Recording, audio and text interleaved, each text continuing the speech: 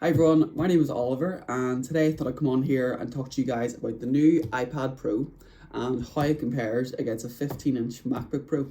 So, bit of background that I've had my MacBook Pro since 2016. It's been my main power horse for when I was uni work, and nowadays I would mostly use it for work from home. But recently, when the new iPad came out, I really started to think about, would I like this iPad? How would it benefit me? Why would it benefit me? How would I get more use out of it compared to just using my Mac?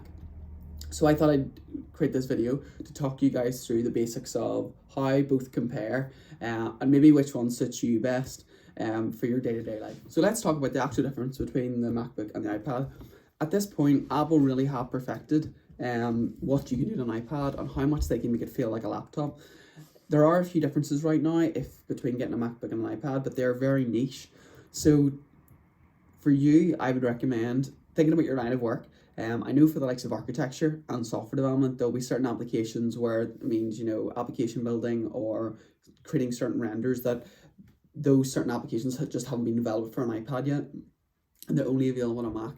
So for you, I'd recommend take your line of work, think about the applications that you need, go on to Google and just do a simple Google search to see if are these available on iPad or are they just available on Mac, and that could be a real decider for you. In terms of other differences, I think this is very minimal. Apple really have perfected this.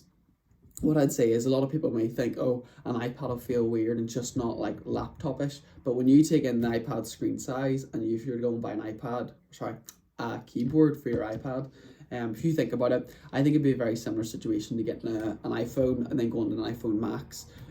Yeah, it'll maybe feel a bit different at first, but after a while it'll just become second nature. Then you won't even think twice about this doesn't feel like a laptop. When essentially Apple have perfected that. You can be attaching a USB-C to it. You can be attaching your photo cards from your camera recorders and all that for video editing. So Apple really have perfected this now, to make your decision a lot easier. So you might think, why did I go for an iPad when I've got my MacBook Pro? Well, there was a few different things in the last year. So when I had been going on long traveling trips, say which were about 6 hours, I always thought, oh, you know what? I would love a good iPad just to be sitting on my lap even, or just something good and well constructed, which is quite portable and well fitting. And even things like to go to a coffee shop, I've always loved the idea of having like a 12-inch MacBook, but obviously I was never thinking, why would I go and buy a new MacBook when I've already got a 15-inch? But I love the idea of just having something a bit more portable and light. And obviously with this iPad, it's amazing how it's actually competing with other laptops around the world in terms of power and that. So it was something in my head has been like, it'd be really nice to have. So once Apple brought out this new iPad, I really started to invest in how does it actually fit for size and how does that look. So if I'm sitting on a plane and I have it in my lap, is the 12.9-inch too big, or is it just the perfect size?